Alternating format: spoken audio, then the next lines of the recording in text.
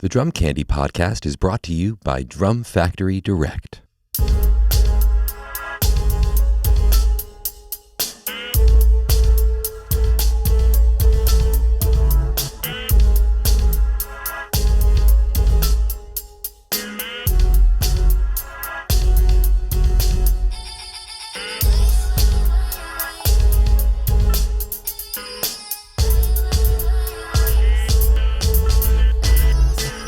What is up, everyone? We are at episode 8 of season 2 of the Drum Candy podcast, and this is your host, Mike Dawson, coming to you from Drum Factory Direct in Pittsburgh, Pennsylvania.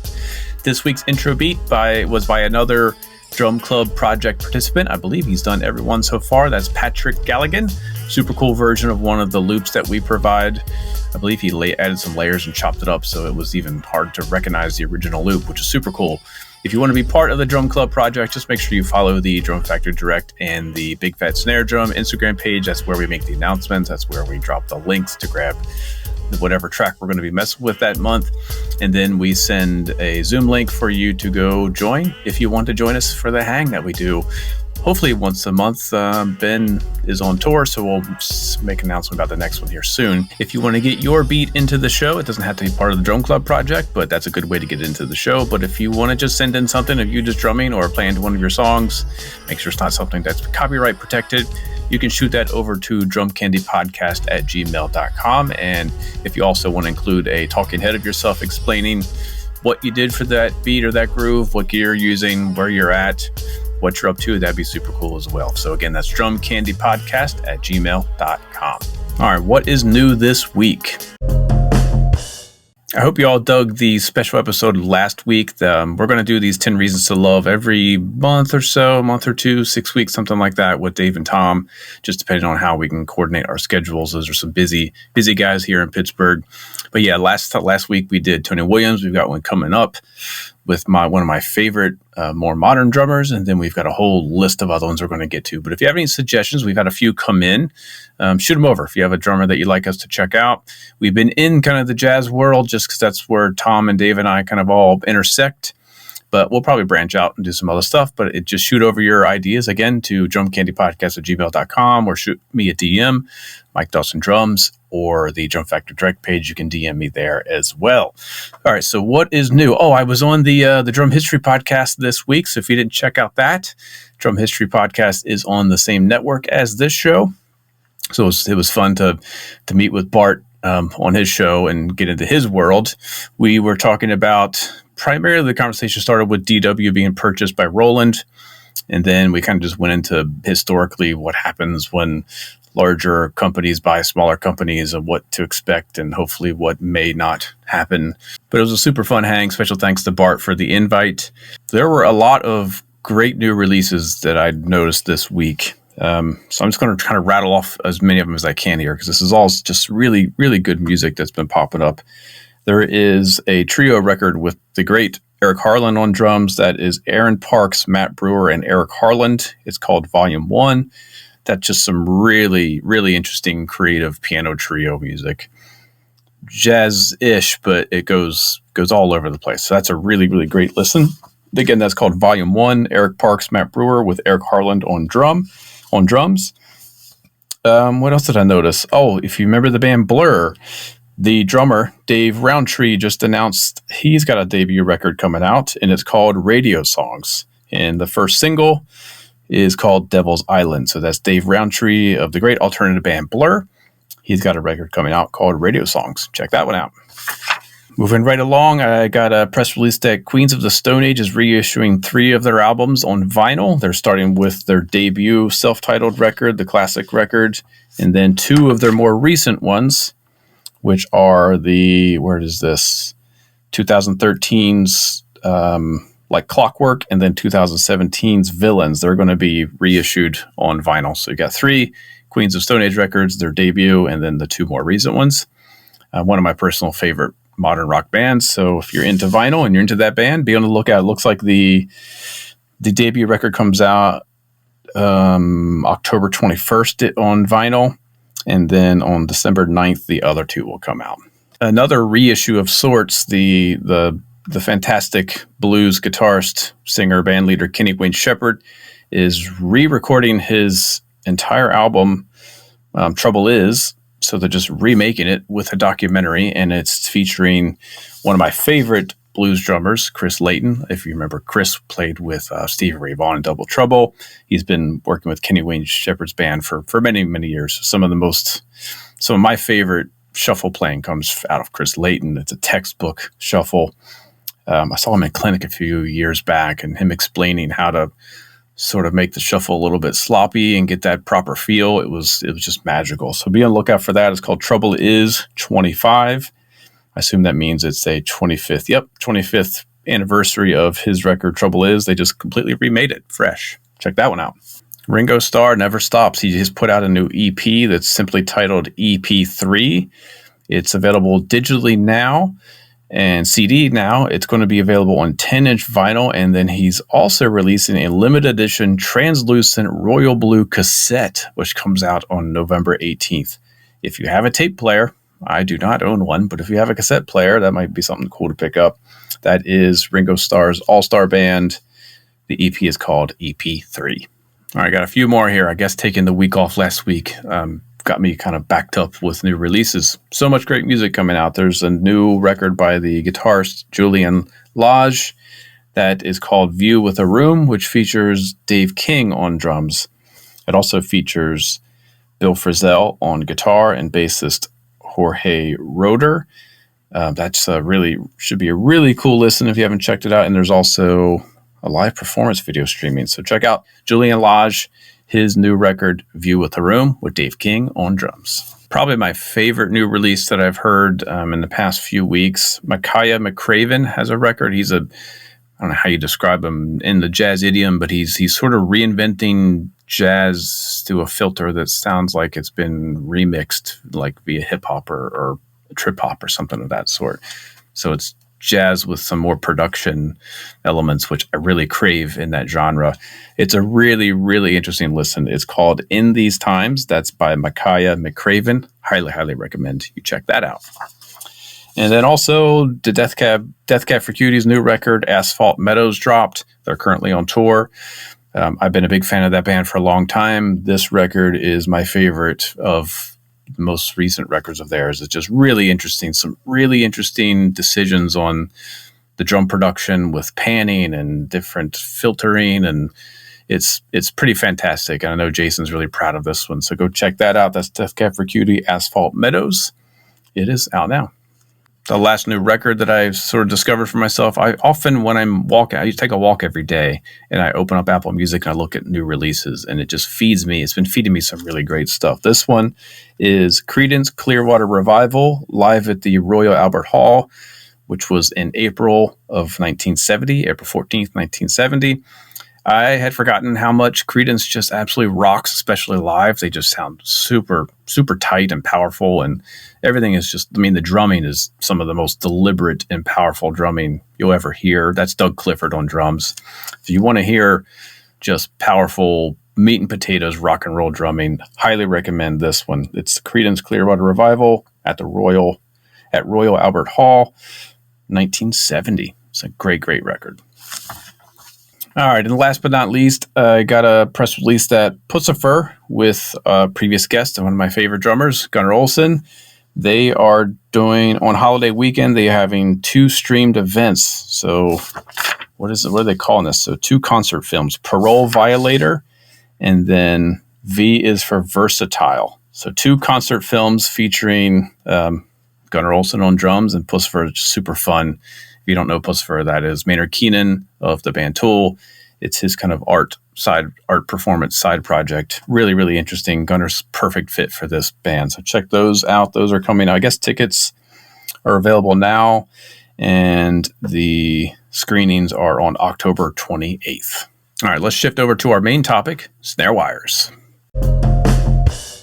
A few weeks back, I got all of the different snare wires that we offer at Drum Factory Direct, which includes our house brand, also all the Pure Sound wires and some other manufacturers, and did as controlled of an experiment as I possibly could. So what I did was I had the exact same snare drum, had 2 identical drums. They were both, it's a new shell that we have. It's a black nickel over steel, like 3mm steel, real thick. with triple flange hoops. And I did our house brand DH04, I believe is the model number, single ply coated batter. Our house brand bottom, same trick throw off. I tuned the drum heads exactly the same, which I believe was C sharp on top, F sharp on the bottom. And I just one by one played the exact same stuff and then would swap the wires off and just compared them all. So it was a lot. So rather than go through all of the models, what I'm going to do this week is just focus on the basic like chrome steel end plates, snappy wires that we offer, and then focus on the different number of wires and what does that actually do. So we have a 12, a 16, a 20, a 25, and a 42 strand wires. Otherwise, they're identical. So it's the chromed steel end plates. These are like the wires you would get if you just bought a drum from a store. The basic model wires. So the only thing different is the actually number of wires. And then what I did to get the tension set was I tightened them up until I was playing very, very quietly, as lightly as I could. And I tightened the wires up until they were completely choked. And all you're hearing was like a tom kind of sound. And I just would back them off one notch below that choking point. So they're essentially as tight as they should ever be before they start to choke. And then I just play the exact same stuff. So you're going to hear, what does the 12 sound like? What does the 16 sound like? What does the 20 sound like? What does the 25 sound like? And then what is the big guy, the 42? So let's start with the 12. This is a 12-strand standard steel wire. If you're interested in the model, SW-1412.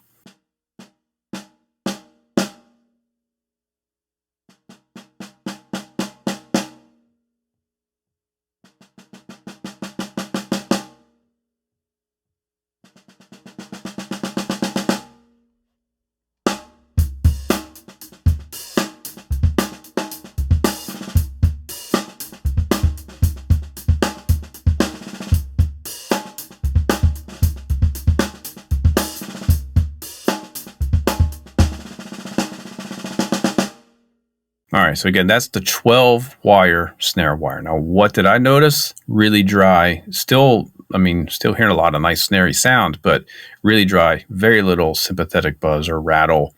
It reminded me personally of Gavin Harrison, that real kind of controlled, focused, crisp, snappy, punchy. You're hearing some tone from the drum. It's not just all white noise. So it's interesting option. My observation, it's dry to the point where I think maybe in some rooms it would be too dry, but in this little office or in a practice studio or somewhere you want the sound to be really controlled, not a bad option. If you never messed with 12-strand wires, might be something to consider. So let's move up one level. Now we've got the 20-strand. These are standard steel wires. The model number is SW-1420. No, we're not doing the 20. We're doing the 16. So we're doing the 16 strand. Sorry about that. So it's SW-1416. So one step up from the 12, 16 strand wires.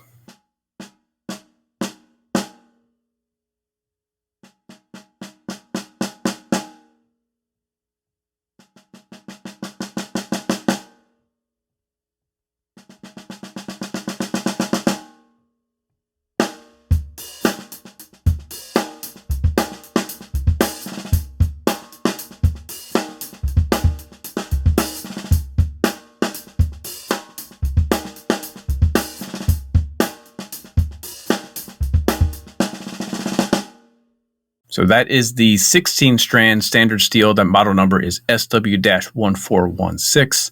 That is my personal favorite choice for most situations. It gives me enough snare response that the drum sounds, nice and responsive and crispy, but not so much snare that I feel like I have to over tighten it, or it's sympathetic buzz, or kind of lose some clarity with some of the wider strainers.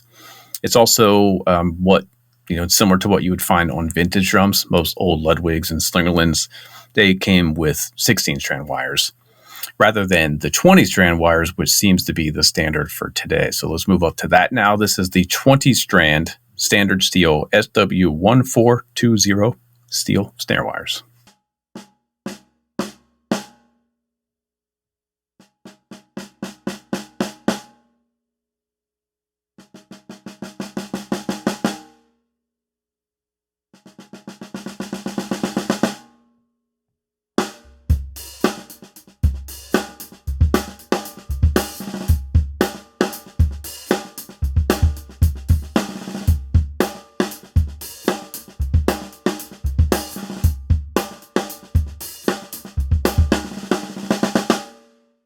So that probably sounds pretty familiar to what you have on your drum. To me, I'm starting to now notice the width, the length of the rattle itself being a little bit more prominent, whereas with the 16, I felt like the length of the note and the length of the sustain from the wires and the shell, they kind of all, decayed at the same time.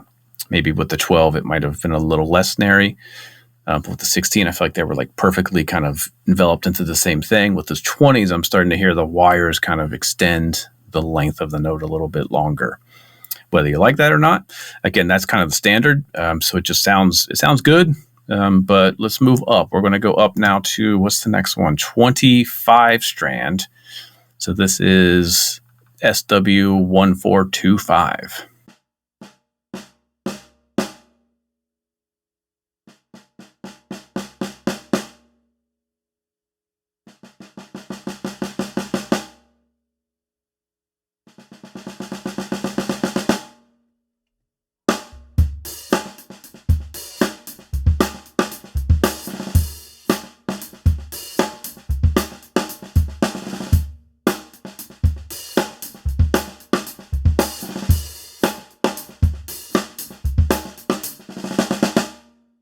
So I should reiterate that I tightened all the wires in the exact same fashion. So that extra rattle you're hearing is not because the wires are looser, it's because there's just more of them.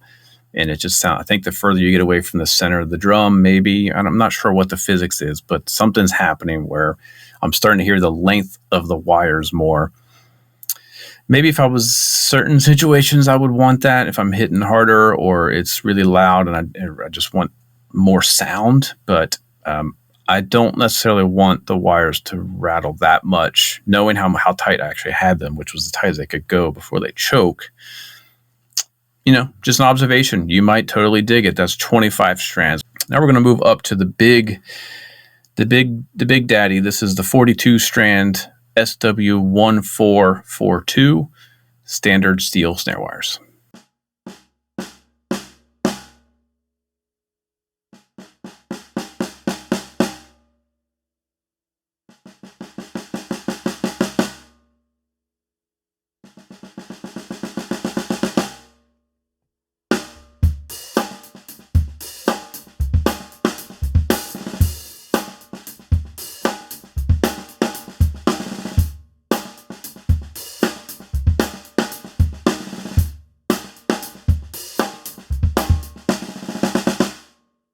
So I can definitely hear the clarity of the ghost notes and stuff is kind of getting lost, but what I'm gaining is a really big, full, kind of almost reverb sounding backbeat.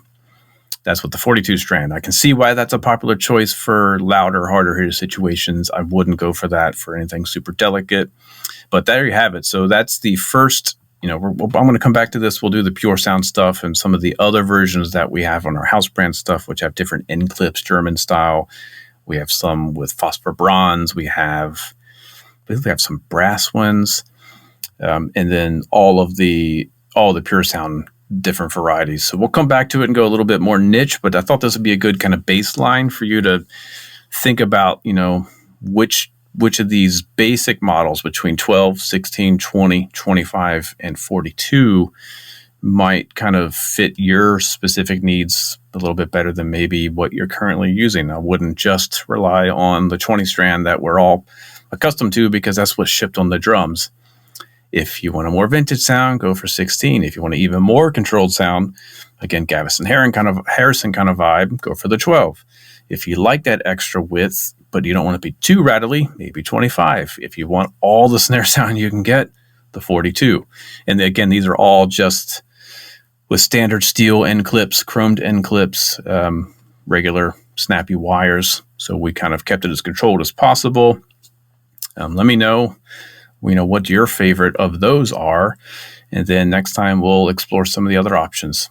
Now it's time for this week's featured artist.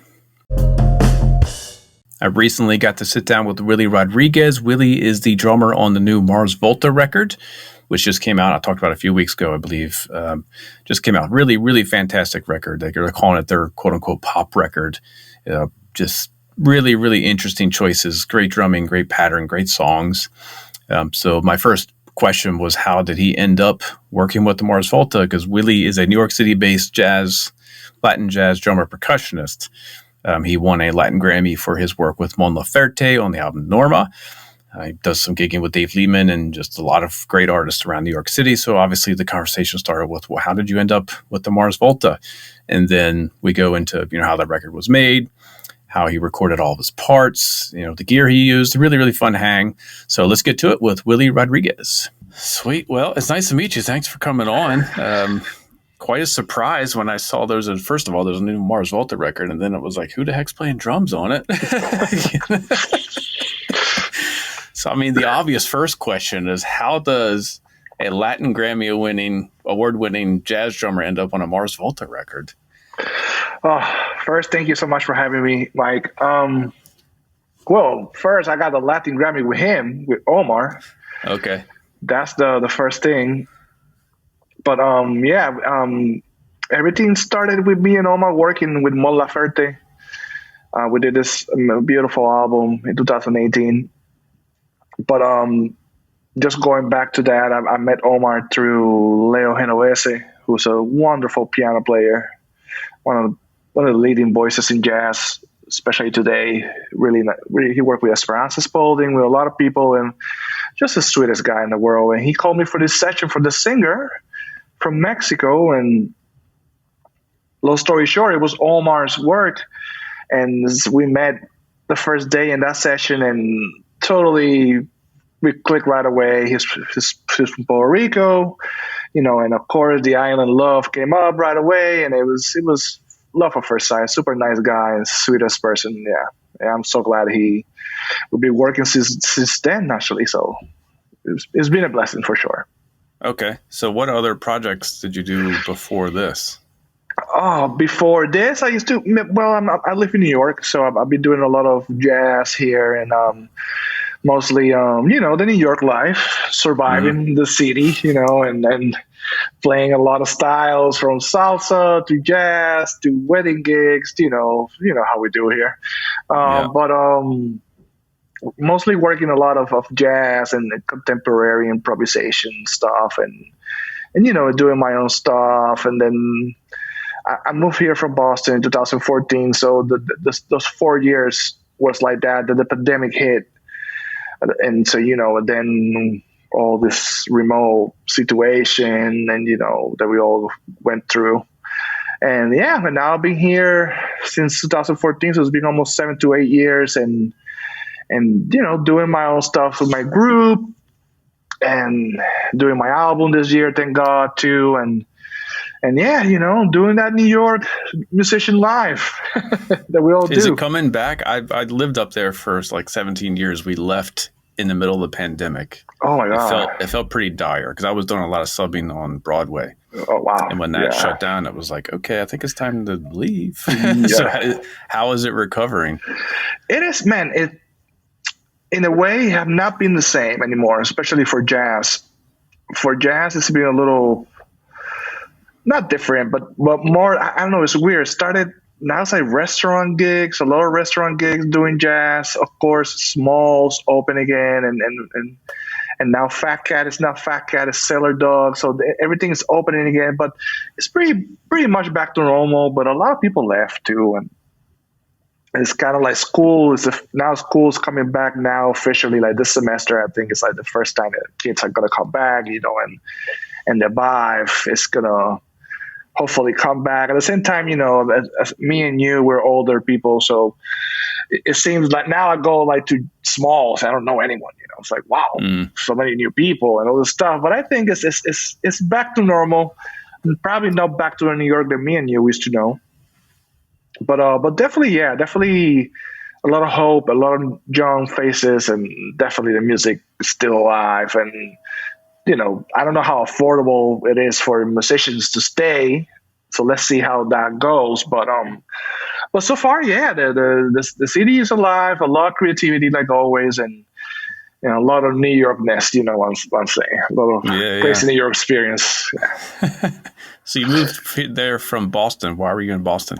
No, I went to school over there. Yeah, I did the whole Berkeley, NEC stuff, and I lived there for 12 years, actually. That's how I met Leo and all those guys there. And I worked there a lot and, and moved here with my wife in 2014. Yeah. All right. So let's talk about, how did you get asked to do the Mars Volta record? Was it just because you were working with Omar and it was the obvious choice? I mean, how did that come about? Well, yeah, basically, yes. Me and Omar, we did the Mon Laferte album. And that went great. We won the Grammy. Everyone was super happy. It was a beautiful experience. We went to Capitol Records, and it was 5 days over there. And then Omar was producing the album, and he like hired Bruce Bucknick, who's like a legendary engineer. He did like The Doors, Tony Williams Lifetime. This guy is a legend. And then of course he's there, and then he invited his friends. So suddenly Al Schmidt was there, who just passed away. So sad, nicest guy in the world. And then we were there just surrounded by amazing people and creating this beautiful album with him. And it was such a great experience. And then we did that. And then, he's a kind of the grid type of guy. He lived in El Paso by that time. And he, I had with him for a few weeks, and he never carried his phone. His phone is always in the floor or someplace or in a drawer. He's not like a phone guy. He's a little off the grid, like people say now. And so he just like called me a week before anything, just like, hey man, I'm here. What are you doing? So let's do it. So we've been doing that back and forward since 2018. And then after 5 or 4 sessions, he just called me one day. He said, hey man, I want you to do the Mars Volta album. I'm like, what? I almost cry. Then then we went for it. I got COVID at the same time, the same week. I'm grateful because he actually waited for me. He like canceled everything and they came back, and really, really nice, man. And we worked on all this music, and he just gave me this little clips, like a minute and 10. And he told me what he wanted. And he basically said, yeah, we're doing a pop album. And I'm like, this is confusing. Imagine, I'm like practicing all this crazy pattern because my man's calling me for gigs, and then he told me, yep. Yeah, so don't bring your trash stack at all. So then of course we did it, and he's just a musical genius, man. This type of people who are just super talented, super intellectual, so hip people, and I'm just glad to be able to surround myself with that type of creative personalities and how I feel blessed to be working with them. It was a beautiful experience. It was nothing, people say, people talk a lot on social media, all the stuff. And I know now because, people are hitting me up with the craziest questions, but yeah, it is a different world from what I not expected, from what I heard from people saying, and really nice people, to tell you. They're a beautiful family. Was it recorded in New York, or did you go out to LA? No, we did. I recorded like 40 tracks for this album, to tell you the truth. Mm. So we did some on Electric Lady, to my understanding. We did some at Backyard Recording in New Jersey, New York area. I will say 80% of the album, probably 90%, what happens in Jersey. But at the same time, it was during pandemic days, so of course I don't keep the tracks that he sent me, so I'm kind of like familiar with the sound. So of course he gave me something really simple, like a beat with a little path and little keyboard on it or something, and from that we developed. But basically, yeah, man, my man is such a boss, because with Mon Laferte, it was a challenge too, because it was just an acoustic guitar and a singer. And me and him, we basically, he basically, I created the beat, but he created the structure, you know what I'm saying? So with Mars Volta, that was a little different. He got most of the stuff created. I was just putting ghost notes, accents, hip drum stuff, stuff like that, fills. And yeah, basically that's most of it. But my man, of course, he have his magic, and he have a really, really interesting, he's a drummer himself too, in his mind, and I bet he can play drums too. And he always sing this killing stuff with his mouth. I was like, man, that's so hip. What are you doing there? And he just so creative. It's just people like that just like, I want this group, but they just sing the craziest hip groove in the world. It's like, what? And they just like, it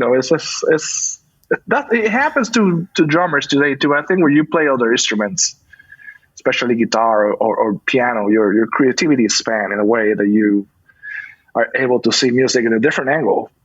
Mm-hmm. And I think he comes from that he played bass, guitar, drums. He's a filmmaker. He's he has so many worlds that he can navigate. So that, of course, create refreshing ideas, I think, to the music creativity process. And definitely I felt that from him, yeah. So was it just you and him and an engineer in the studio, or is there other musicians? Well, some sessions, yeah. Some sessions it was me and Electric Lady. It was me, him, and an engineer that he usually work a lot with. Sweetest guy. His name is Jonathan. I think Devon or Jonathan Devon. I think his last name. Really sweet guy. He's been working with them since the first album, I think. And that was Electric Lady that we did those sessions. And then for the rest, I would say probably the real session for the album, it was Luis Baque, the engineer. Nice guy here in New York that he have a home studio in Jersey, and he worked with a lot of jazz artists here, and he have a really nice sound, surrounding sound, drum stuff. And him, it was me, Omar, Leo, and his siblings. So Marcel and Rico were there too, and Marcel is a bad dude on everything.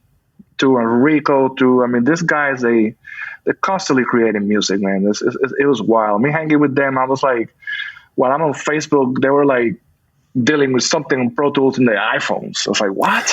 It's just like they just like extremely working on it the whole time. And Omar too, man. These people put me to sleep, man. It was like they don't eat, man. They just like go in the studio working constantly, don't stop. It's just like and charismatic the whole time. All right, let's do this now. I'm like, dude, it's 5 a.m. and they just like super into it, super creative, super driven, and yeah, really humbling experience to tell you the truth. Yeah. So when you said you were given little things to check out, what was on most of the demos, or how much? Most of the demos, it is. So if you hear the album, imagine they give you like a 808 type of groove, and then I had to like bring the real drum set on it. So nothing with ghost notes, nothing with cymbals, nothing with just clap, something simple so you know what's the feel, what's the tempo.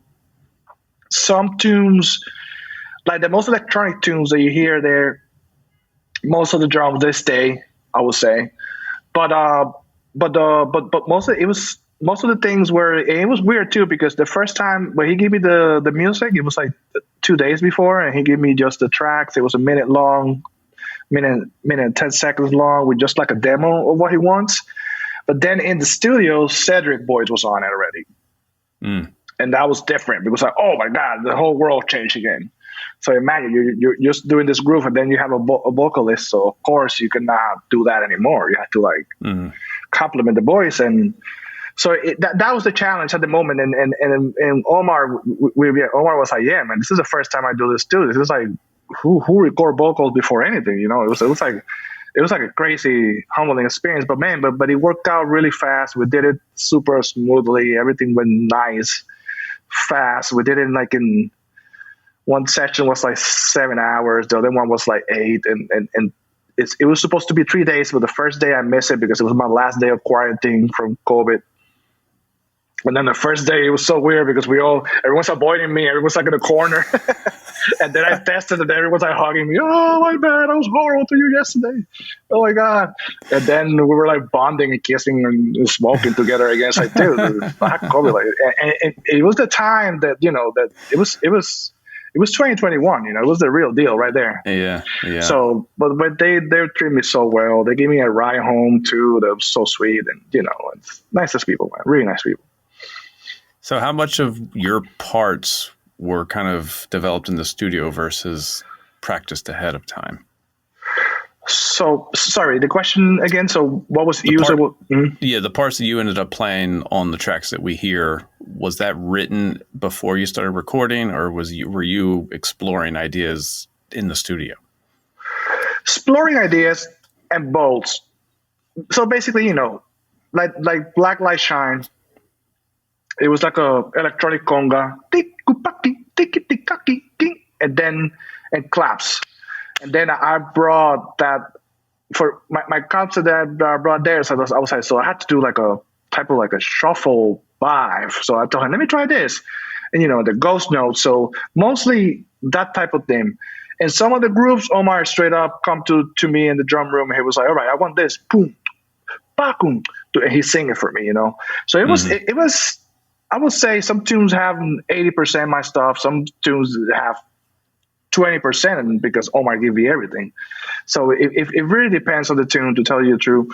But mostly, you know, the cake was done.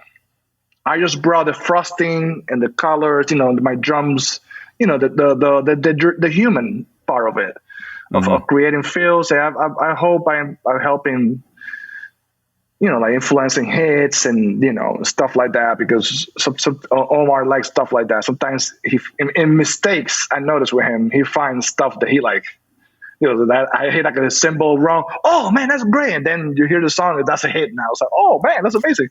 You know, so he's like really open type of guy. And you know, he liked to see, I went there with a mind of, let me try to be as you know, as the stuff that he do before, but he actually wanted the opposite. He wants something that he had not done before. So that's why I think that was the most shocking thing for me in the session. But at the same time, it was just amazing how he worked, and, you know, and the music, how it developed, and the result at the end. It was like, wow, man, the sound, great, really good job, man. Really, really amazing musicians. It sounds like you're not hitting very hard, which is opposite from what the previous records are. In order for to get the drum machines and the acoustic drums to blend, it feels like your dynamics are pretty low. Is that true? Depends. What was special about Omar, I recorded the Mon Laferte album, the demos, with an 18-inch bass drum. And this album was recorded with an 18-inch bass drum too. No kidding. So what you hear that probably is just the kit, the small. And I get it. What he liked that really condensed. He liked an 18-inch tune low, so it sounded like, you know, like kind of like almost like a dry 808. So he liked that. I think that's what he was looking for. And so that's probably what you think. No, to create that dance groove, you have to play hard, in my opinion. You can, I mean, if you're gonna play something kind of Radiohead vibes, you know, like a little ghost note type of thing. We did it a little bit, but for this, I was smacking. Yeah, I was playing loud for sure. Yeah. Was it one kit on the whole record? Or yeah, one kit in the whole record. Yeah. What was it? It was to my understanding, I was thinking it was 80% is a Canopus. Canopus, how you say? Yeah, Canopus. I think the nice how do you call it? Sorry, I'm not speaking English very well. The high end probably series, and an old Gresh that we use, like Electric Lady. I'm pretty sure that was a nice vintage round bash 20-inch that was happening. But I'm not sure he used stuff from there, but probably.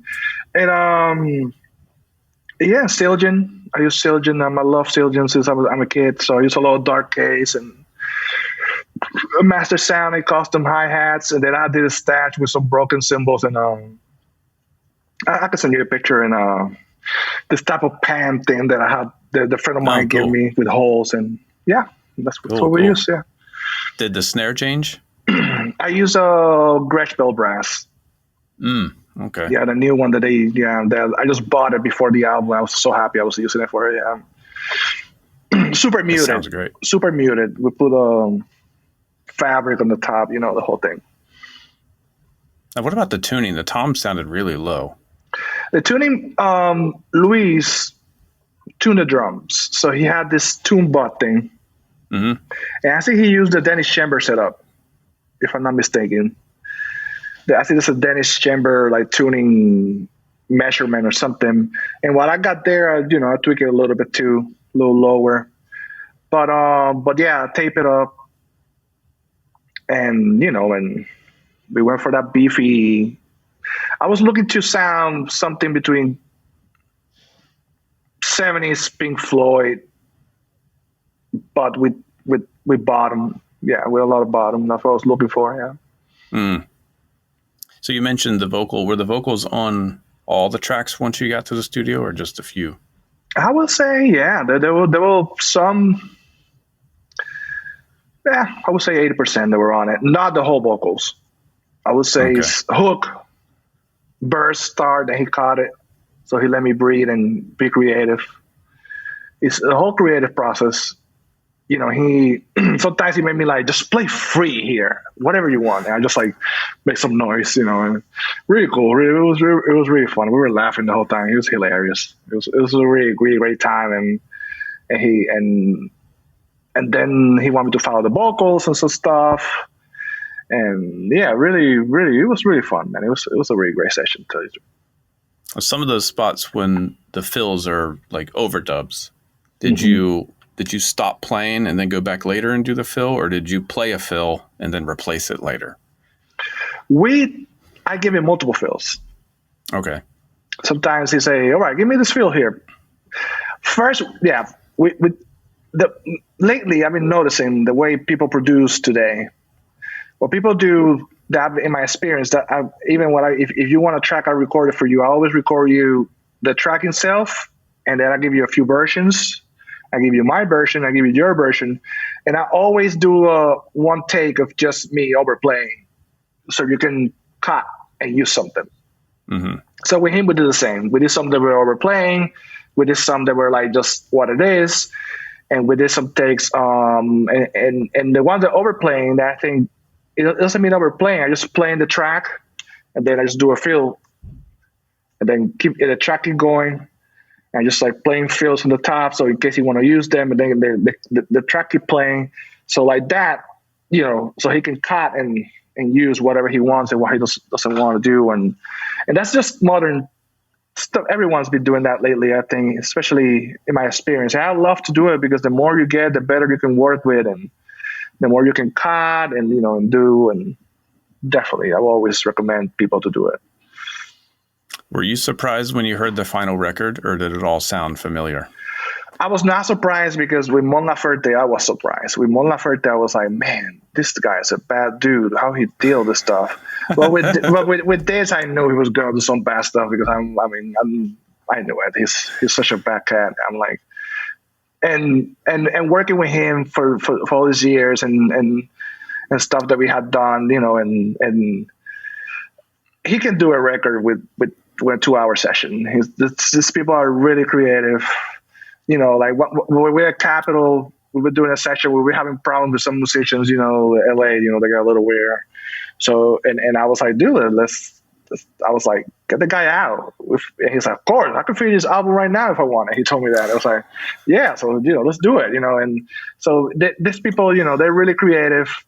Some people online, they talk about like, oh yeah, he need this, he need that. No, man, this guys, they're really excellent producers. They just really good people. Some people are really good drummers. Some people are really good guitar players or whatever. He's a great producer. My man could do anything, for sure. Are you a songwriter as well? Do you compose? Yeah, I'm a composer. I do write my little jazz compositions that I do. I'm mostly into simple-ish minimalistic improvisation lately, and of course, and jazz composition.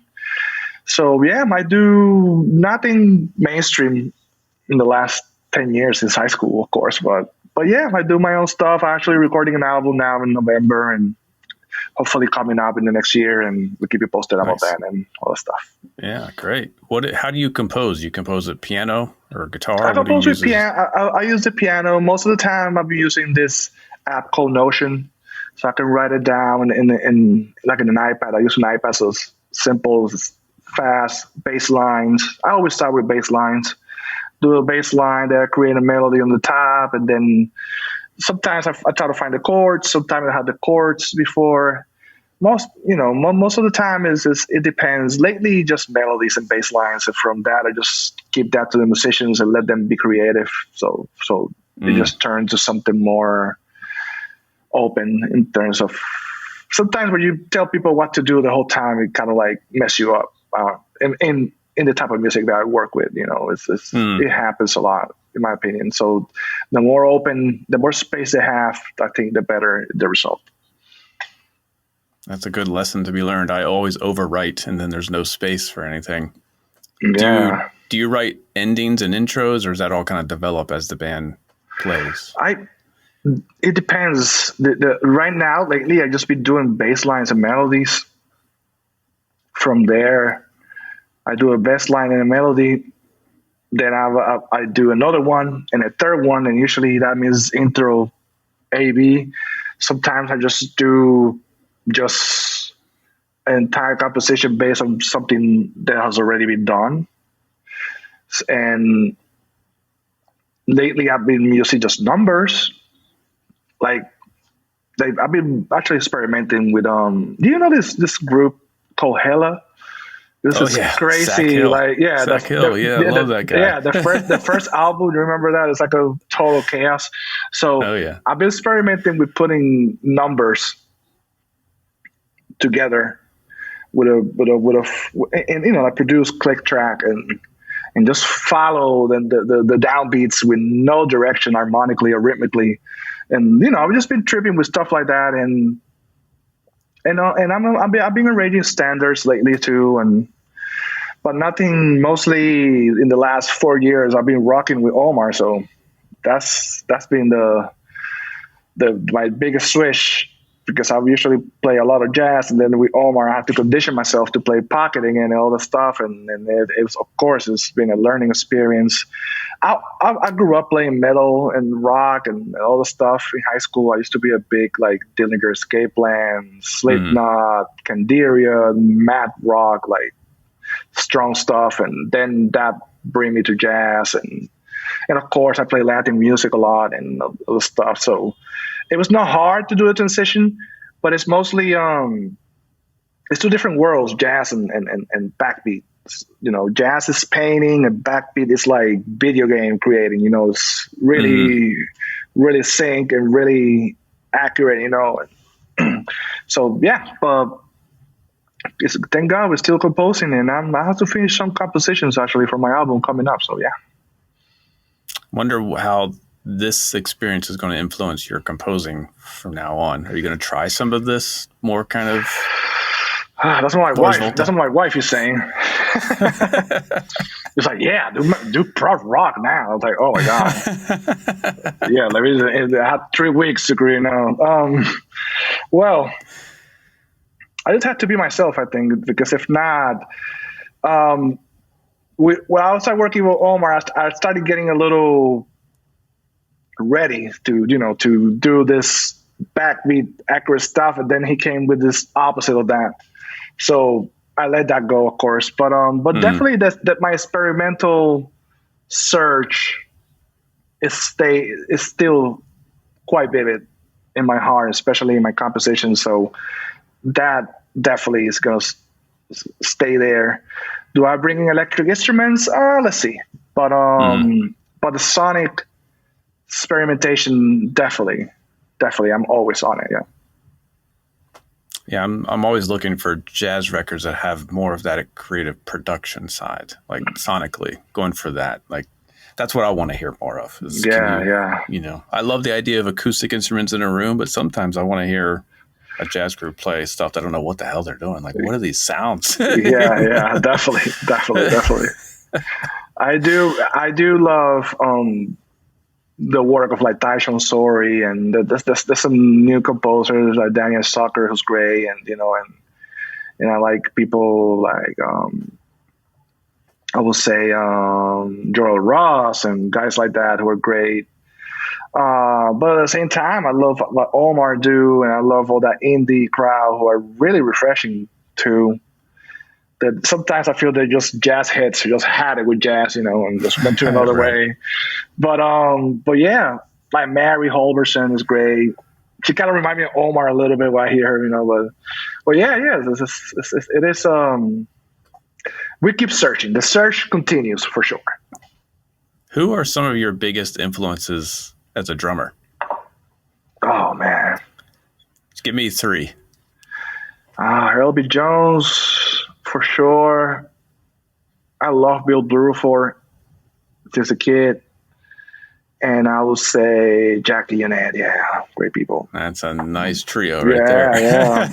They're all searching. They all continue searching, yeah. But lately I've been really into Rashid Ali too.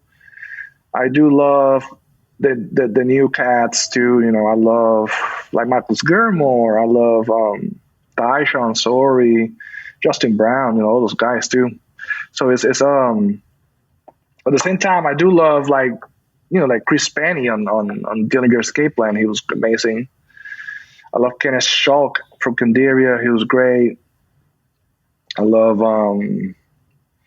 percussionists too. Giovanni Hidalgo is amazing. Horacio Negro Hernandez is amazing. You know, they all influenced me. And local Puerto Rican artists too, like Henry Cole. I grew up listening to him.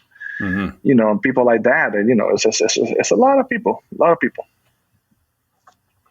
I forgot to ask you this, but do you have any tips for playing live drums over loops? Are there things that that you should not do or definitely do? It depends. I don't like to double up snares live. I'm actually, sometimes I tell people I'm down to play with a loop, but it's gonna be like 2 snares. Naturally, we're gonna flam at one point. Mm-hmm. It's gonna sound sloppy. Some people, they can really do it, you know, like Spanky McCurdy, people who are extremely accurate, they can pull it out. You're gonna do something because it's more about the sound that you're looking for. You're looking for something really precise and electronic sounding. I prefer to use a XPDX or something like that, you know, something pads, triggers, and just, you know, you have to have your timing have to be solid rock. You have to have a metronome accuracy. But for loops and stuff, I don't like, but it's the same register as your instrument. It just sometimes it happens to me a lot when I work with reggaeton artists. They want me to play that reggaeton beat, but they keep the same beat too at the same time. And I'm like, dude, this sounds like a batucada. I mean, do you want me to, you know what I'm saying? I mean, do you want the accuracy or do you want the bottom? I mean, what do you want, you know? And that's the thing. It depends what you want to do. But I always say this: play with it. You should be listening to the loop like it's another, like you're with him. You're not against him. Like you know, like when you play salsa, you have the conga player, you have the timbale player, you have the main bell, right? So you have to play like you are one of those instruments. So basically, you're not against him, but you are with him. So sometimes people they play a loop and they're like, let me bury the loop, you know, let me just like, well, dude, I cannot hear it. This is it. But so sometimes you groove more when you like actually thinking that he's just another musician. So you're just like adding to that in a way, and that's, I think, is the best way to play with a loop. You complement the loop, don't duplicate the loop. That's what I would say. You complement the loop. Like, you know, like bring your you know, like stuff that Dave Werkel used to do in the 80s and Dennis Chambers, that they were with the loop, but they were bringing colors and they were like flashing the stuff out, and now people they're a little confused. Now they're just over drumming of it, you know, but those guys that were just complimenting, you know, they were over the bar line, but they were not like over the song, you know what I'm saying? So so that's one thing that will always recommend, and just trying to avoid that register for sure. Don't tune your snare drum the same as the loop. Or if they want that, then tell them to take the snare off and use your snare, or the opposite. Don't play the snare. And then, you know, because if not, sometimes it's just live today. It can mess you up sonically, in my opinion. Yeah. Oh, was the percussion on the tracks when you recorded, or was that added later? No, that's my boy Daniel Diaz. He's a bad cat from Puerto Rico. He's amazing, one of the best ones right now worldwide. This guy, you see him, he's like skinny white guy like this, and he can play like Pedrito Martinez, even better, man. It's crazy. It's just like, there's a video actually on YouTube. Pedrito Martinez, like, he sang him up. Pedrito Martinez, like, oh my god, who's this alien? Pedrito even started cleaning his sweat out his forehead while he's playing. I was like, oh my god, no, this guy is amazing. Daniel Diaz is he's right now. He's on tour with Residente. Okay. Actually, that band Omar did it. And Leo's on it, Thomas Pridgen is on it, and Daniel Diaz is on it, and great guy, wonderful guy. If you want, I can send you videos of him so you check it out. It's a wonderful guy. Yeah, well, I was gonna say the percussion on the record is so. No, that guy is different level. Up front, I mean, it's intense. No, that guy, he hit the instrument like this, and it sound like so loud. It's like, bah! It's like what? Bah! It's like, oh my god! It's like so natural. It's impressive. So you didn't hear that until after the record was done? No, actually, no. He had electronic percussion, but I worked with Daniela with Mon Laferte too, and in that album we did some salsa stuff, we did some cumbias, we did some boleros, and Daniel is super masterful and all that, and he's iconic in that world. He's an influencer too, the whole thing. Cool. Well, I have a couple more questions. One question I have to ask everybody. It's been a theme of the show. What was your first snare drum?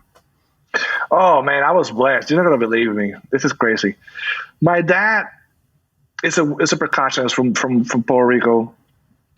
And he's well known. In the 70s and 80s, he would work a lot. So in the 60s and 70s, he was well known. And then long story short, Alex Acuna studied music in Puerto Rico. People don't know, but he learned drum set and Caribbean music in the Conservatory of Puerto Rico. So Alex studied with my dad. So when Alex left Puerto Rico, he left his Gresh drum set. No kidding. So he left a round bash that I, myself, as an idiot, pushed to a pool for a rock music video when I was 14. So imagine my dad, how he felt. It's like, what are you doing? I was like with my nails all black, I was all metal and stuff. Total idiot. So yeah, it was a Gresh that I ruined forever. The bass drum never was the same. Man, it was in the pool. No. So yeah, it was a Gresh round bash with a Ludwig. The snare was not regular, but it was all wood Ludwig. It was a basis set, man. It was a 13, 20 by 14 and 16 by 16 probably, actually, white Gresh drum set. Beautiful. Every day I cry about it, to tell you the truth. Like, what an idiot, what I did. Are they still around, or did they get thrown away? Man, I hope. To tell you the truth, man, Puerto Rico, we get affected a lot by storms and stuff, and I think that kid got messed up with a hurricane and probably Maria. And actually right now I try to be in touch with my family because the storm, the storm hit yesterday. Yeah. Destroyed the whole island. I haven't been able to talk to them, but I hope it's safe.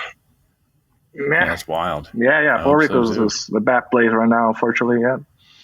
Yeah. Well, only last thing to ask is what else is going on and what should we let people know about coming out? I mean, obviously we want everyone to listen to this new Mars Volta record and check out things you've done previously, but what's coming up? So you got a new solo record coming out? I got my own solo record coming out in next year. For the Mars Volta, follow them. They're going on tour right now. It's just beautiful music, and I'm happy. Hopefully catch with them soon. And I have a drum fest now. It was announced for the 21st of October in Puerto Rico, but I don't know if it's going to happen because this storm just happened, unfortunately. But I was looking forward to that. It's going to have Robbie Amin on it. A few, I don't know, Tony Scapa. He's a great drummer. Yeah, he was on Ricky it too. Martin. Yeah. And a lot of people, but let's see now because the storm just destroyed the power grid again there. So hopefully I can do it. Well, yeah, we continue to play here. We're in New York. You feel free to reach out on my Instagram as Willie Timba. We're always doing stuff around town. You want to come in and check me out? We're always there. And But yeah, definitely stay tuned. My album's coming out next year, and a lot of beautiful stuff coming up too. Great. Well, thank you so much for hanging, and congratulations on this record and everything else. Thank you, Mike. You've got a new number one fan here. I've been listening to it nonstop all day. So. Oh man, thank you. Yeah, it is enchanting. I love it too. Yeah, it's a beautiful album. All right, now let's talk about some rudiments. Here's a short little lesson on how I practice working on Flam accents that cross over the bar line. One of the first Flam rudiments that we often learn is the Flam accent, which is traditionally phrased as triplets, alternating with a flam on the first note of each triplet. What's a flam? A flam is a low note called a grace note preceding an accent, a high note, a flam. That's a flam with the right, that's a flam with the left. Flam accent, you're playing triplets, triplet, triplet, triplet. And then you put a flam, flam, flam, tap, tap, flam, tap, tap. Again, usually phrase is triplets, but you can get some really cool cross rhythms going if you play that not as triplets, but as 16th notes. So for instance, 1, 2, 3, 4, 1. We're now 2, playing 16th notes. 4, 1, 2, 3, 4, 1. That's your phrasing. 3, and then put the flam. 1, 2, 3, 4, 1. It's one measure of 16th notes 4, with flam 1, accents. 2, 3, 4, 1, 2, 3, 4, 1. Right, so that's one measure of that cycling. 1 E and a 2 E and a 3 E and a 4 E and then back to 1. Now what if you did 2 bars? 1, 2, 3, 4, 1, 2, 3, 4, 1, 2, 3, 4, 1, 2, 3, 4, 1, 2, 3, 4, 1. So you've got that and a 1, 1 E and a 2 E and a 3 E and a 4 E and a 1 E and a 2 E and a 3 E and a 4 E and a 1. Now if you do 3 bars, it cycles around perfectly. 1, 2, 3, 4, 1, 2, 3, 4, 1, 2, 3, 4, 1, 2, 3, 4, 1. But to play a 4-bar phrase, you've got to add an extra bar on there, which takes you essentially back to the first measure. Check it out. This will make more sense when you hear it. 1, 2, 3, 4, 1, 2, 3, 4, 1, 2, 3, 4, 1, 2, 3, 4, 1, 2, 3, 4, 1. Right, so I suggest working on this pattern 1 bar at a time. So maybe do 4 bars of just a 1 measure cycle, 4 bars of a 2 measure cycle, and then try to do the whole 4-bar phrase. Here we go. Flam accents at 60th notes. 1, 2, 3, 4, 1, 2, 3, 4, 1, Repeat it.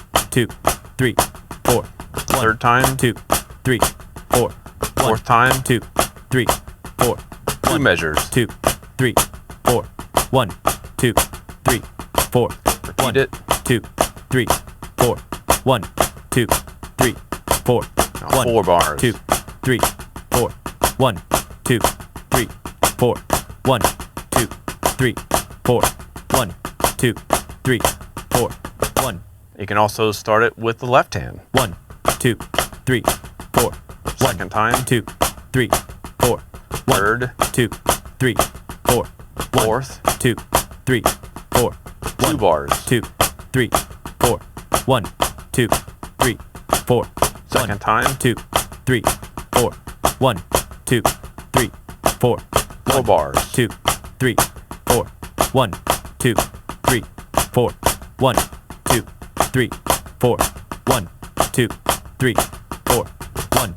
Hopefully that made sense to you. Again, we're playing flam accents, not phrased as triplets, but as 3 note groupings of 16th notes. I was at 90 BPM. I would suggest you start at something like 60 BPM, as low as you need to go to really hear the phrasing and to not lose sense of the 4/4 grouping. Just have fun with it, and then when you start messing around with this on the kit, all kinds of creative options open up. See you next time.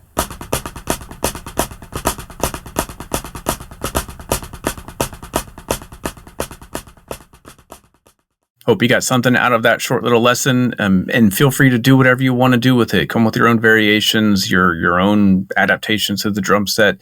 If you want to post something and tag me or the Drum Factory Direct page, we'll definitely reshare it. I'd love to see what these things, kind of where other people can take them besides just the basic idea here on the practice pad. But now let's head over to Hawthorne Drum Shop for a look at some Rogers Powertone drums. So when I got over to Hawthorne Drum Shop the other day, I noticed they had a brand new Rogers Powertone kit. So we're going to start with that. This is the new kit. This is the Rogers reissued Powertone series with the sparkle lacquer two-tone sparkle lacquer finish. Let's take a look at it. It's a very old kit. Born what year? A couple months ago. So we're actually doing a new kit today. This is the new Rogers Powertone outfit. I don't really know what they call it. I call it like two-tone. This is a lacquer finish, gold and silver, all around. There's a matching snare drum back here. We'll look at that in a bit. But cool sizes, 12 by 20 bass drum, 8 by 12, 14 by 14 floor tom. So Rogers, if you don't know, have kind of gone through a re-emergence, if you will. I think the first kit they put out was called the Covington series. Remember seeing that? I reviewed that. I did the Red Ripple. Yeah. It was So like that a pop kit. It was nice. Yeah, they're really nice. They're kind of like on the more the top of like the price spectrum. So these came out and they're, in my opinion, priced really well. So this 3-piece kit is, I think, $23.65. So if you're looking at new drums, it's pretty affordable for like what I consider to be a high-end kit. Mm-hmm. So what are the features here that are similar to the old stuff, and what is different? So if you're not familiar with Rogers, or the newer Rogers, I should say, some of this stuff probably looks similar to you. Beaver tail lugs look the same as the old ones, same on the bass drum. They redid the claws, and they look really similar to the Cleveland era claws. They obviously don't have like the handles, the T-handles. Modern spurs, but they kind of outfitted them with some fancy little wing nuts here that look nice. Some of the stuff is similar to the older stuff, but not quite the same. They have a Swivomatic style mount on here. Swivomatic was what they called the mount styles in the 60s. Mm-hmm. So in my opinion, that was kind of like the best old hardware. I think Mitch Mitchell might have used Rogers hardware. Bonham did. Bonham, right? Ringo. So a lot of those guys would rely on, the older Swivomatic stuff. So I'm looking for an old example. You got one around here? Yeah, right here. So this is actually an old butcher block tom. I think it's the same size, 8 by 12. But you see the 4 kind of holes. I think that they might be similar or the same. I actually don't know that. It's a good question, is like whether this mount would fit on one of these drums. Mm-hmm. But this is an old collet. I think we might have talked about these in an episode. These aren't great because they were cast at some point and they would crack and kind of a pain. But what they did with the new ones is no collet. So got a wing nut here, really sturdy, really reliable. Oh, I dig that. It looks like it's the same sort of design as this. Yeah. On the tom. And they used a hex mount. So that was like a Rogers staple, was the hex mount. Do you like that, or does it drive you nuts? I like it. I think it's more sturdy than like just a like a circle. Right. Like a lot of the Ludwig stuff, they would like kind of knurl, the arm, but after you gigs and stuff, it's hard to mess this up, I guess. Yeah, locks in pretty good. I can be fairly rough on some of my personal stuff. So this is nice. And then you can't see it, but there's some script in there. So I think they did a good job with like kind of making it a mix of modern and classic. I'm noticing some with the floor toms, because on the old stuff, these brackets drive me nuts. Yeah, let me grab this real quick. Should have got this out earlier. Here's an old floor tom, and it's got, so you can see that they don't have like the backing, the four hole backing there. Yeah. And they also replaced the screws. Yeah, so they had like set screws here, and now you have a wing nut, and then you have a micro adjuster, which is nice because you don't need a key. Yeah. You can kind of use this to like loosen up all the way and then tighten down with this, and it looks kind of classic too. Yep. So I think that they did a nice job. I dig that. Lugs look the same. They use gaskets. Obviously, they didn't use gaskets back in the olden days. But the hardware's pretty cool. I like it. You know, they did use the same lugs. They got the same badges, the script badges with the screws back there. What is up with gaskets? Is that simply to make the tension rods not splay? Like that's now a thing everyone cares about? I think that's, I've never asked somebody who makes drums, and I don't make drums. But I would guess so. I don't know why they just don't either make the shells like slightly larger or smaller, or the hoops holes different. Because I know a lot of people, you know, they'll get especially like a metal snare, and they have the gaskets. They take the gaskets off, and they're like, oh, it sounds so different. I've never tried it, and I'm not disqualifying what those people say, but I might have to do that in a future episode. I mean, why not? You'd probably have to put a mic on the freaking lug in order to really hear. I don't know, man. I mean, like, you think about it, like that's plastic on a shell as like opposed to metal on metal. I've also had people tell me that, you know, it doesn't, the lug won't leave an impression on the shell. I don't know why that matters, but yeah, why would that matter? I don't know. I wish people overthink it. You know, now that we're on the subject, I wish gaskets didn't exist. But if you're a drum builder and would like to write in and talk to Mike about why gaskets are used, that could be another nerdy conversation. This is the snare, same finish. This clock face throw up has been around a long time. I don't know the actual model name, but it does fit the same hole spacing as like a classic Rogers throw off. So if you need a new one and you don't want to buy like an old one, you can get these from hopefully your local store. There's the badge. I am not really a fan of this. I don't know if it's a script, but I just think, you know, putting just the regular script badge would have been fine on there. But I think this is it. 1, 2, 3, 4. I think it's an 8 lug. Classic butt plate. Is that 7-inch deep? 6.5. Is it? It just looks deeper. Yeah. And they did, I know it's hard for you guys to see, but they did include like the tags on the inside like they do back in the old days. Rogers Powertone. They did include, sorry. Buzz. There's no serial number, which kind of is a bummer. But fruitwood interiors. These are 5-ply maple poplar shells with reinforcement rings. That's, for me, I think when I'm looking at new drums and pricing, you know, if you can get a kit that has reinforcement rings on it for that price, it's really good. I mean, a new Ludwig Legacy kit is going to cost you how much? More than that. You know, 3-ply with the rings. Yeah. So those rings really help with warmth and all that. So, we got to talk about that weird yeah. over there. This is the Thundertone. So this is the Rogers Thundertone. It's I think this is a 10x14, and it's a snom, what the cool kids call it. So it's a snare tom you can throw off. I mean, it's essentially a field drum with legs on it. Yeah, and they kind of used a stay tight. So in the early '60s, some Rogers drums had a stay tight leg bracket, and that's what they used for this kind of style grommet hole. It's got the tone control on here. I don't think these have tone controls, but I'm really glad Rogers is around. I'm glad to be carrying them, and I think that they're doing a good job with. To be honest, I don't think anybody wants to see the exact same thing as we had in the '60s. I think it's nice to make things because they still exist. I mean, yeah, you've got them here for sale. So they made some changes, like these spurs. They don't look too big or too bulky, and they're actually functional. You can fold them out and gig and not have to worry about sliding across the stage. I hate those old ones with a passion. Yeah, there's not as much like management. When you get up on a stage, you want to be able to set everything up, know that it's reliable, and not have to worry about anything falling over. So I think they did a good job with all that stuff. I love that this is a 12 deep. 12 deep bass drums are my favorite, and I think the price point's right where it should be. I'm a weirdo. I would like T-rods here, because that's where I What do you mean? T-handles. Oh, okay. I would want 4 T-handles, because that's, if I have to change anything, it's these 4 tension rods. Really? On the gig. Yep. How come? Because they're right there, and you can go from like super dead to boomy. Huh. That's an interesting point. But it would look weird. I mean, if OCD would. Somebody made the suggestion of, because this came in like all kind of in pieces. So like put the hoops on.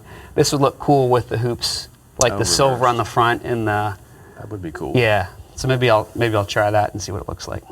It's a very cool kit. I have to say, I am more of a fan of the Powertone versus the Dynasonic. I think that's a more versatile, easy to use drum than the Dynasonic from my experience. You know, there's no instruction manual with this, Mike. Right, you don't have to Here's what you tune the do. wires. Ready? Off. On. Tighter. Looser. I'm making a lot of people upset right now. I know that.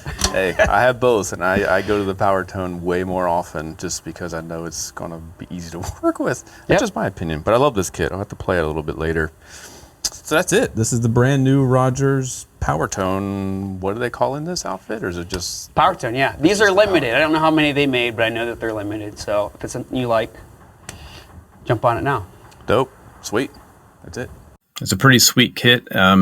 If you dig it, make sure you pick one up, because I'm sure when these are gone, they probably won't come back again. I know Chris has one, so go to his website if you want to check out that kit. Also, I believe at Drum Factory Direct, we still have in stock all of the new reissued Rogers replacement parts and hardware. So if you need like a new throw-off or hoops or various other parts, make sure you check out our website. We probably have them, because I believe they are all designed to be interchangeable with the old vintage stuff as well. So make sure you check out drumfactorydirect.com for your Rogers replacement parts. All right, now let's get over to some of your listener questions. All right, I've got a big stack of questions here. We're just going to do a few of them, and then I'll just keep rattling through the rest of them in the next few episodes. But the first one here is from Bodan, BOH.Dan. This came through Instagram. Does the inner shell angle matter if it's 30 to 45 degrees when it doesn't touch the head? No, it doesn't matter. I think I had this conversation with Chris Carr a while ago. I mean, you're just talking about air, so no, that angle doesn't matter. The only thing that matters is the point where the drum head actually contacts the shell. How wide is that apex? Is it sharp? Is it rounded? Where does it hit on the drum head? Is it out towards the collar? Is it a little bit further in? See, I think all that inner angle stuff, I don't think you really need to worry about it. You just don't want a super shallow angle to where the drum head might actually vibrate. You know, when you hit the drum, it might actually come down and hit the inside of that angle and vibrate a bit. Eric Hargrove, you sent this one in. He's a previous podcast guest. Thanks, Eric, for sending this in. Is there a difference in tuning for the room versus tuning for the microphones? What a great, great question. And 100%, right? Often, almost every room I play in, and I'm sure that's the case for all of you listening, like your drums just sound really different almost every single time. So I'm usually either tuning up or tuning down, just depending on what the room is giving me. Bass drum front head gets changed a lot if I feel like it's too boomy or not boomy enough. Snare drum is always the one that gets, some days it just sounds super thin, even though I haven't changed it from the previous gig where it sounded like super thick and punchy. So yeah, I'm always tuning for the room for gigs, but then in the studio, I always have my inners in, and first thing I do is I solo the mic on whatever drum it is, and I'm tuning the drum for the mic. So if I'm hearing some weirdness, I'll spend some time kind of tweaking lugs or maybe dampening a little bit more.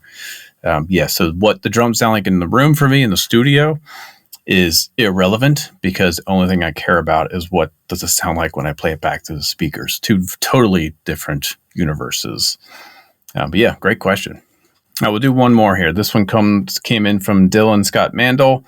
What is your favorite literature or resource for improving the jazz ride feel? Since you're talking about the feel, the only resource, in my opinion, and I think a lot of my colleagues would agree, if you're talking about improving your jazz ride feel, the only resource is to play along to records and to try to match what you're hearing on the record with what you're hearing coming out of the end of your stick. There's no better way to learn. Whatever. Now, who do you choose is depend. Like what jazz music do you like listening to? What drummers kind of get you excited? Is it the really kind of precise, even sound of Philly Joe Jones? Is it the more kind of rounded, egg-shaped feel of Elvin Jones? Is it the more kind of driving, backbeat-oriented feel of Art Blakey? You just have to discover the records that get you excited, pick those, and then play along with them. And don't stop until you can't tell the difference between what you're playing versus what you're hearing in your headphones. Mess with your touch. Are you choking up? Are you on the back end of the stick? Where are you hitting the cymbal? Try different cymbals, different sticks, the spacing of the skip note. Is there an accent on 2 and 4, or is an accent on the end of 2 and 4? Is it sixteenths? Is it triplets? Is it somewhere in between? That's the only way. So yeah, just put on some headphones and jam to your favorite records. Don't jam to your favorite records. Try to replicate what you're hearing on your favorite records. Two very different things. All right, I'll get to some more of these questions here in the next few episodes, but for now, it is time to get over to our warehouse pick of the week.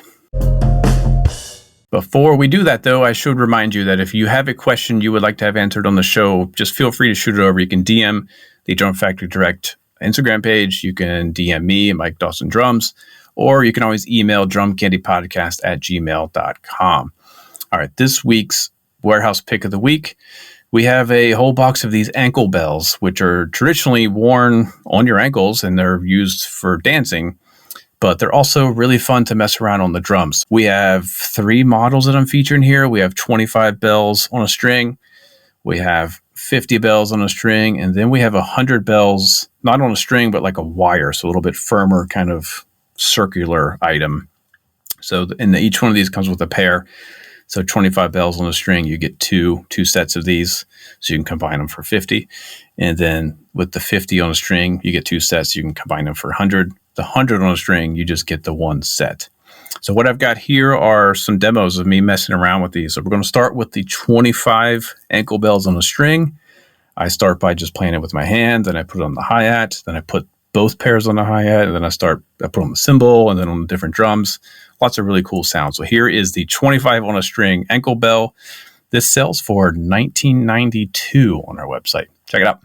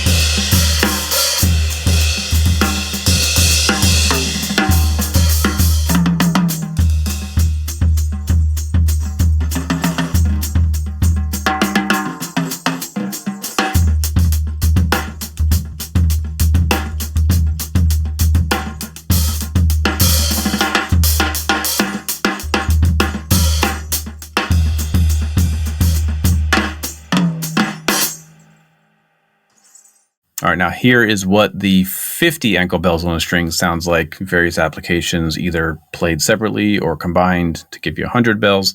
These sell for $49.52. Here is the 50 on a string ankle bells.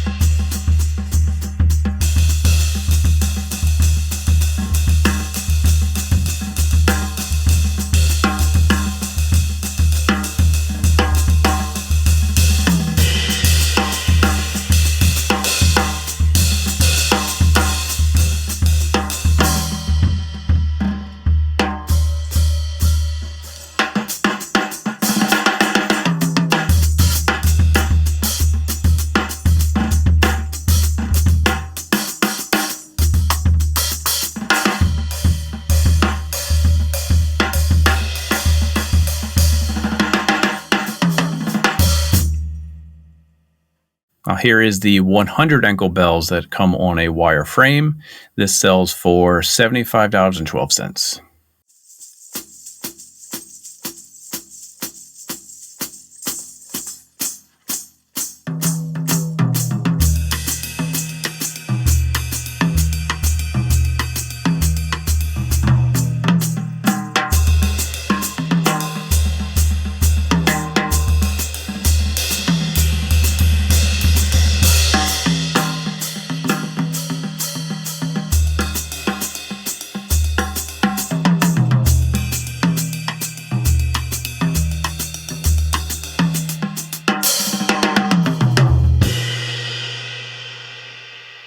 All right, last but not least, I want to have a little bit of fun with this and just try putting all of the bells on different instruments to see what it inspired. So I believe I've got the 100 on the hi-hat, the 50 on the floor tom and snare, and then the 25 on the rack tom, and then the 18-inch crash ride. So it's an interesting sound. A lot of the snare is really cool, pretty kind of white noise. It sounds like it's like you got distortion on the drum. So if you're looking for like a special effect that sounds like distortion without having to rely on effects processing, this might be the move. So here's my little solo with all the different ankle bells all are on the kit.